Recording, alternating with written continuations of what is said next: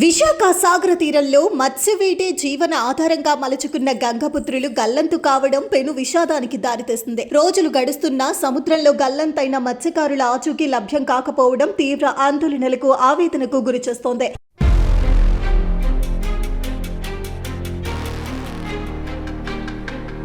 విశాఖ, విజయనగరం జిల్లాలకు చెందిన 7 మంది మత్స్యకారులు అప్పలరాజు, బండియ్య, గరగయ్య, సీతుడు, చిన్న అమ్మోరు, కారి చిన్న తదితరులు జూలై 1న విశాఖ ఫిషింగ్ హార్బర్ నుండి వేటకు బయలుదేరారు. అయితే బంగాళాఖాతంలో ఏర్పడిన అల్పపీడనం కారణంగా సముద్రంలో వాతావరణ పరిస్థితులు ఒక్కసారిగా మారిపోయి అలలు ఉద్రిక్తి పెరిగిపోయింది. దీంతో జూలై 4వ తేదీన వారు రావాల్సి ఉన్న సముద్రంలో ఏర్పడ్డ ప్రతికూల పరిస్థితుల వల్ల తిరిగి రాలేకపోయారు. ఈ క్రమంలో ఒక్కసారిగా చోటు చేసుకున్న భారీ అలల దాటికి బోటు బోల్తా పడింది. దీంతో బోటు బోల్తా పడిన దగ్గర నుంచి అది మునిగిపోయే వరకు దానిని పట్టుకొని బిక్కుబిక్కుమంటూ గడిపారు. ఇక బోటు పూర్తిగా మునిగిపోతున్న సమయంలో ప్రాణాలు అరచేత పెట్టుకుని సముద్రంలోకి దూగి ఈదడానికి ప్రయత్నాలు చేశారు. నడి సముద్రంలో నిస్సహాయ స్థితిలో ఓ వైపు ఈదుకుంటూనే మరోవైపు రక్షణ కోసం ఎదురు చూపులు చూశారు. ఈ క్రమంలో అటుగా వెళ్తోన్న ఓ క్రూయిజ్ లో నౌక సిబ్బంది కారి చిన్న అనే మత్స్యకారుడిని గుర్తించి వెంటనే అతన్ని రక్షించారు. మిగిలిన 6 మత్స్యకారులు సముద్రంలో బలమైన అలలకు కొట్టుకుపోయి గల్లంతయ్యారు. ఈ ఘటనతో మత్స్యకార గ్రామాల్లో సహా